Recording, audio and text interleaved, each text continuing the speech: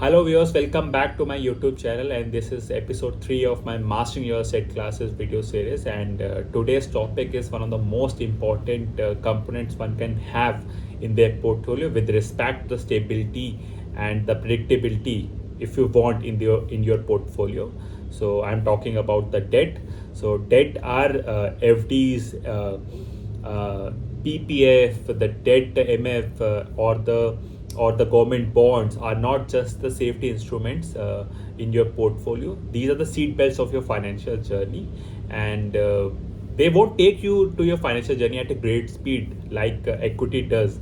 But what it does, it will help you in the case of some accidents, and we have seen in the recent times the extent of COVID, which has happened in 2020, and it has badly impacted the equity market. And if you have invested at that particular time only in the equity market, and you will see your equity returns, and your portfolio were down by 50 to 60%. So that's where the debt comes in, and that's where the debt plays its role. So in today's topic, what we will discuss it, what debt are, why debt is important in your portfolio, and the different type of debt instrument, and the risk associated with debt.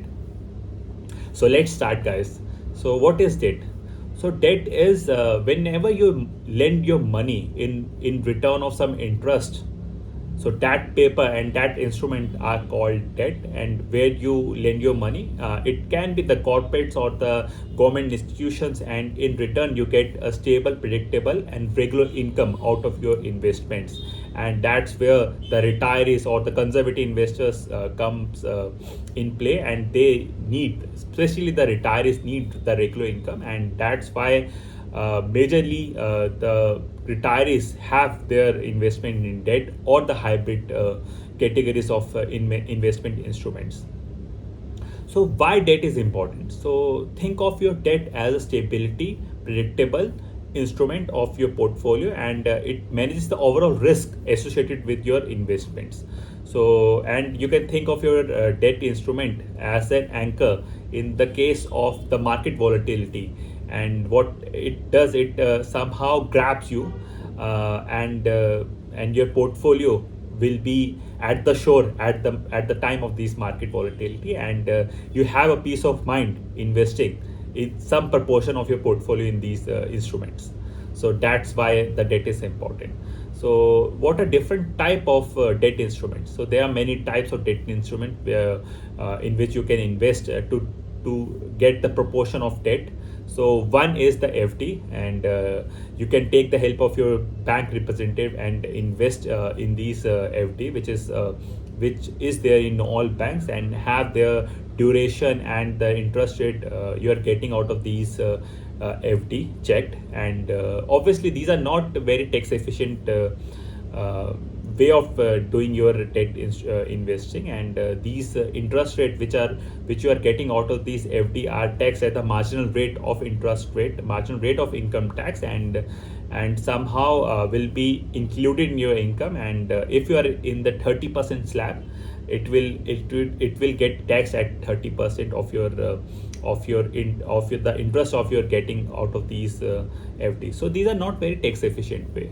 So second is the government bonds. Obviously, these bonds have the stability and the predictability out of these debt, and these are issued by the government, and obviously the safety part we don't have to consider it also. And these are the stable givers of interest rate. So this is the second instrument. So the third instrument is the debt MF, which is out there in the MF industry, and you can invest in these debt instrument which have the portfolio of different types of debt, and you can choose your risk appetite or the duration you want to invest in these debt papers, and you can select accordingly that you want to invest in liquid funds or the overnight fund or the ultra short term fund, low duration fund, or the little higher debt, that is the short term debt fund or medium term debt fund or the long term debt fund also. So there are different categories which is out there, and you can take the help of any financial advisor, or you can go to the website of these mutual fund companies, and they will help you out there. So the fourth type is the PPF, the EPFO, and the Sukanya Samriddhi. These all instruments give you stable return, and obviously these are also backed by the government. So these are very stable instruments, and these are also very tax efficient instruments. So they are not taxed at the marginal rate of income tax, and not are included in your income, and somehow are taxed even if they are at a different category. And some of these instruments are exempted from taxes whenever you withdraw these instruments. So one more thing I would like to discuss is the risk associated with these test instrument and these debt investment. So many people think that investing in debt doesn't have any risk associated with them. So I 100% disagree, and I have seen many scenario in my investing lifespan.